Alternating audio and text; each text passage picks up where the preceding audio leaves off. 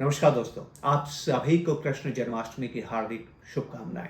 एक कामयाब निवेशक बनने के लिए आपको नीति का अनुसरण करना पड़ता है और नीति शास्त्र को अगर आपको समझना है और सीखना है तो भगवान श्री कृष्ण से बेहतर कौन हो सकता है। आज उनका जन्म दिवस है। जन्माष्टमी के इस उपलक्ष्य में मुझे आपसे बात करने की इच्छा हुई। हालांकि कल ही मैंने एक वीडियो अपलोड किया था। दोस्तों, ध्यान से मेरी बात को समझिएगा। भगवान श्री कृष्ण कौन है? वो स्वयं ईश्वर हैं। और जो ईश्वर में आस्था रखते हैं, विश्वास रखते हैं, वो इस बात को जानते हैं और इस बात को मानते भी हैं कि जो कुछ भी होता है जीवन में वो ईश्वर की इच्छा अनुसार होता है। हमारी एक कहावत है कि ईश्वर की इच्छा के बिना पत्ता भी नहीं हिलता है। तो अगर भगवान श्री कृष्ण ने ये तय किया है कि धर्म युद्ध में पांडवों की जीत होगी, धर्म युद्ध में अर्जुन की जीत होगी, तो फिर चिंता किस बात की है? किंतु नहीं, भगवान होने के बाद भी वो चिंतित रहते हैं। आप जानते हैं क्यों? क्योंकि कर्म सर्वोपरि है। अगर कोई कर्म करेगा तो कर्मानुसार उसे फल प्राप्त होता है दोस्तों, और इसके विरुद्ध तो ईश्वर भी नहीं जा सकते हैं। और भगवान श्री कृष्ण ये जानते हैं कि धर्म युद्ध को अगर जीतना है, अर्जुन को अगर जीतना है, तो उसको 3 चुनौतियों का सामना करना होगा। कर्ण, द्रोण और भीष्म। द्रोण अर्जुन के गुरु हैं और अर्जुन द्रोण के सबसे चहेते शिष्य हैं। भीष्म अर्जुन के दादाजी हैं और वो जानते हैं कि भीष्म अर्जुन और पांडवों के प्रति स्नेह रखते हैं। युद्ध से पहले भीष्म ने स्वयं कहा था कि मैं पांडवों की सेना का तो संहार करूंगा, पर 5 भाइयों को नुकसान नहीं पहुंचाऊंगा। ऐसे में कृष्ण भीष्म और द्रोण को लेकर चिंतित नहीं है, पर वो कर्ण को लेकर हमेशा चिंतित रहते हैं। अब ध्यान से मेरी बात को समझने की कोशिश कीजिएगा दोस्तों।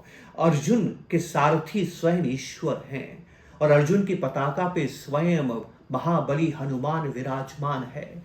2 सर्वाधिक शक्तिशाली व्यक्तियों का स्नेह पाने के बाद भी, आशीर्वाद पाने के बाद भी अर्जुन की जीत निश्चित करनी जरूरी है। भगवान किसी प्रकार का जोखिम नहीं लेना चाहते हैं। भगवान किसी प्रकार का खतरा मोल नहीं लेना चाहते हैं। एक निवेशक को यही बात समझनी है। अगर आपने ध्यान दिया हो, वॉरेन बफेट भी यही बात कहते हैं कि निवेश के 2 ही नियम हैं। पहला नियम यह है कि आपको निवेश में नुकसान नहीं होना चाहिए, और दूसरा नियम यह है कि पहले नियम को याद रखिए। जी हाँ, सुरक्षा से ज़्यादा सर्वोपरि कुछ नहीं है। सेफ्टी से ज़्यादा सर्वोपरि कुछ भी नहीं है। जब आप निवेश करते हैं तो सेफ्टी पहले देखिए, लिक्विडिटी उसके बाद में देखिए, रिटर्न आखिर में देखिए। इसको हम SLR अप्रोच कहते हैं। इसी नीति के अंतर्गत पोर्टफोलियो का निर्माण किया जाता है। एक निवेशक के रूप में आपको क्या सुनिश्चित करना है कि निवेश करके आप जो सपने बुनते हैं, निवेश करके जिन गोल को आप निर्धारित करते हैं, निवेश करके जो लक्ष्य आप जीवन में पाना चाहते हैं, निवेश करके आप जीवन में परचेजिंग पावर का निर्माण करना चाहते हैं, लक्ष्य करके जिस धन का आप निर्माण करना चाहते हैं, निवेश करके जिस धन का आप निर्माण करना चाहते हैं, उसमें आप कामयाब हो, हर हाल में कामयाब हो, बाजार चाहे कहीं पर भी चला जाए। जी हाँ, यही तो वो मात्र सबसे जरूरी बात हमें समझनी है जो श्री कृष्ण हमें समझा रहे हैं महाभारत के जरिए। वो जानते हैं कि मैं वही होगा जो मैं चाहता हूं, पर कर्म के अनुसार फल की वजह से कर्ण को भी तो उपयोगिता देनी है। कर्ण भी इस युद्ध को जीत सकता है। कर्ण किसी रूप में अर्जुन से कम नहीं है। तो श्री कृष्ण क्या करते हैं? हर प्रकार से अर्जुन को सुरक्षित करते हैं। यही आपको निवेश में करना है। हर प्रकार से अपने पोर्टफोलियो को सुरक्षित करना है। धन इक्विटीज में बनना है, इसका यह मतलब नहीं है कि आपके पोर्टफोलियो में केवल इक्विटी होनी चाहिए। आपके पोर्टफोलियो में डेट भी होना चाहिए। आपके पोर्टफोलियो में लिक्विड एसेट्स भी होने चाहिए। आपके पोर्टफोलियो के अंदर स्वर्ण या गोल्ड भी होना चाहिए। आपका पोर्टफोलियो मल्टी एसेट होना चाहिए। आपके पोर्टफोलियो में रियल एस्टेट होना चाहिए, और तब जाके आप अपने पोर्टफोलियो को सुरक्षा प्रदान करते हैं। सुरक्षा का मतलब है कि बाजार में कभी भी कुछ भी हो जाए, हर हाल में आप विचलित न हो और अपने सपनों को पूरा करें। आप जानते हैं इस बाजार में क्या हो सकता है? ये बाजार सन 2000 में 4500 के आसपास था, और ये बाजार सन 2002 में 3000 के नीचे था। 2002 में 3500 के नीचे, साढ़े नहीं 3000 के नीचे, और 1992 में 4500, हर्षद मेहता के समय 4500। ये बाजार 1994 में 4000 के ऊपर था। ये बाजार सन 2000 में 6000 के ऊपर था, पर यह बाजार सन 2002 में 3000 के नीचे था। तो आपने क्या देखा? 10 साल तक बाजार ने कोई रिटर्न नहीं दिया।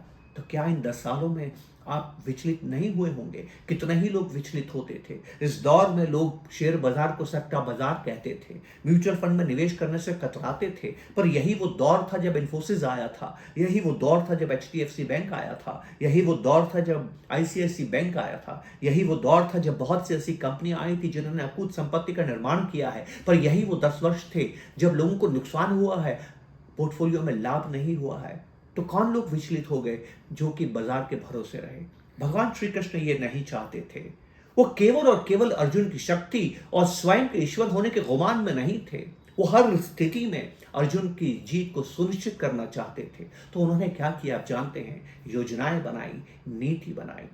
कर्ण के पास माता कुंती को भेजा और कर्ण को यह एहसास कराया कि वो कौन्तेय है, वो कुंती का सबसे बड़ा पुत्र है। उसके अंदर भाई के प्रति प्रेम जागृत करने की कोशिश की और कर्ण को अपनी माता को यह आश्वासन देना पड़ा, ये वादा करना पड़ा कि तुम्हारे 5 पुत्र ही रहेंगे, मैं तुम्हारे 4 पुत्रों का वध नहीं करूंगा। देखिए भगवान कृष्ण कितनी खूबसूरती से एसेट्स को एलोकेट कर रहे हैं, कितनी खूबसूरती से सुरक्षा का निर्माण कर रहे हैं। जब इससे फिर माता कुंती को भेज के 4 भाई तो सुरक्षित हो गए, पर अर्जुन अब भी सुरक्षित नहीं थे। तो उन्होंने क्या किया? उन्होंने इंद्र को कर्ण के पास भेजा और इंद्र से कहा कि कर्ण को अजय बनाने वाले कवच और कुंडल उनसे प्राप्त कर लिए जाएं। आप इस कहानी को जानते हैं। इंद्र ने कवच और कुंडल प्राप्त कर लिए। वो कर्ण की दया को देख के, कर्ण के दान को देख के, कर्ण के इस सौहार्द को देख के, कर्ण के इस तरह के व्यवहार को देख के इतने वशीभूत हुए कि उन्होंने दिव्यास्त्र दे दिया कर्ण को। वो दिव्यास्त्र अर्जुन के खिलाफ इस्तेमाल किया जा सकता था। तो भगवान कृष्ण ने क्या किया? भीम के बेटे घटोत्कच को उस दिव्यास्त्र का सामना करने के लिए अर्जुन के पहले भेज दिया। उन्होंने अर्जुन को कर्ण से तब तक दूर रखा जब तक वो दिव्यास्त्र खत्म नहीं हो गया, और उस दिव्यास्त्र को खत्म करने के लिए घटोत्कच को अपने प्राणों की बलि देनी पड़ी। इसके बाद भी कृष्ण अपने अर्जुन की जीत को सुनिश्चित करने के लिए क्या करते हैं आप जानते हैं? शल्य जो कि सारथी थे कर्ण के, उसको प्रभावित करते हैं और शल्य से ये वादा लेते हैं कि तुम अर्जुन के मामा हो, क्योंकि वो माद्री के भाई थे। नकुल और सहदेव तुम्हारे भांजे हैं, अर्जुन तुम्हारे ज्यादा निकट है, तो तुम्हें कर्ण को हतोत्साहित करना है। 2 दिन लगातार शल्य कर्ण को हतोत्साहित करते रहे, उसकी जो उत्साह था उसका दमन करते रहे। और उसके बाद भी कृष्ण ने क्या किया कि जब तक कर्ण के हाथ में धनुष है उसको जीता नहीं जा सकता है। उसका पहिया जब पृथ्वी पे, रथ का पहिया जब पृथ्वी पे धंस जाता है और जब कर्ण रथ विहीन हो जाता है, कर्ण जब अपने हथियारों को रख देता है, अपने धनुष को रख देता है, वो उसके पास शस्त्र नहीं है, वो शस्त्र अस्त्र विहीन है, भूमि पर है, उसके हाथ पहिए पर बंधे हुए हैं। ऐसे में वो अर्जुन को कहते हैं प्रहार कर। बिना ये चिंता किए कि ये धर्म के विरुद्ध है, भगवान कृष्ण अर्जुन को प्रेरित करते हैं प्रहार कर, और अर्जुन कर्ण का वध करते हैं। ईश्वर होने के बाद भी आप देखिए कर्ण को नीति का अपनाना पड़ता है। वो हर हाल में कर्ण की जीत को सुनिश्चित करना चाहते हैं, क्योंकि ईश्वर होने के बाद भी वे जानते हैं कि कर्म का फल तो मिलता है और मुझे कर्म इस तरह से करने हैं कि अर्जुन जीत हो जाए। वो इस बात के घमंड में, इस अहंकार में नहीं रहते कि वो ईश्वर हैं, वही होगा जो वो चाहते हैं। हरगिज नहीं दोस्तों, दुनिया में वो होता है जो आप कर्म करते हैं दोस्तों, और यही हमें समझना है। आपके निवेश के साथ भी वही होगा जो कर्म आप करेंगे। भाग्य के भरोसे आपको निवेश नहीं करना है। आपके निवेश की यात्रा के बाद में आपने निवेश में कामयाब हुए हैं, उसको भाग्य प्रधान नहीं कर्म प्रधान बनाना है।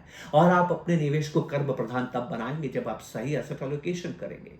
आज इस वीडियो में मैं एसेट एलोकेशन के बारे में आपसे बात नहीं करूंगा, अगले मौका मिलने पर जरूर मैं आपसे एसेट एलोकेशन के बारे में बात करूंगा। पर जो व्यक्ति एसेट एलोकेशन करता है ना, उसका पोर्टफोलियो भाग्य प्रधान नहीं कर्म प्रधान होता है। बाजार में कुछ भी हो जाए, हर हाल में उसके सपने पूरे होते हैं। इसी बात को हम समझने की कोशिश करेंगे। दुनिया में जितने भी शोध हुए हैं उन्होंने इस बात को प्रमाणित किया है कि आपकी निवेश की यात्रा के अंत में आपको रिटर्न क्या प्राप्त हुआ है, आपको फल क्या प्राप्त हुआ है, आपको प्रतिलाभ क्या प्राप्त हुआ है। ये इस बात पे निर्भर नहीं करता है कि आपने शेयर्स या बॉन्ड्स कौन से खरीदे हैं, वो इस बात पे निर्भर करता है कि यात्रा के दौरान क्या आपने एसेट एलोकेट सही किए हैं।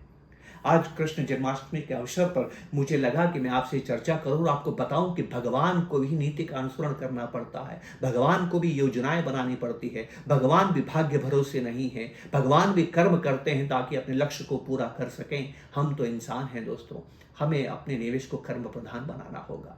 उम्मीद करता हूं कि आपको ये वीडियो पसंद आया होगा। पसंद आया है तो जरूर शेयर करें, सब्सक्राइब करें और अपने लाइक करें और कमेंट करें ताकि मैं इस तरह के वीडियोस आपके लिए बनाता चले जाऊं, क्योंकि ये चर्चा है, आप और हम विमर्श कर रहे हैं। जब आप कमेंट करेंगे तभी तो मुझे समझ में आएगा कि मुझे वीडियोस क्या बनाने हैं। आपने मुझे वक्त दिया, इसके लिए आपका बहुत बहुत शुक्रिया।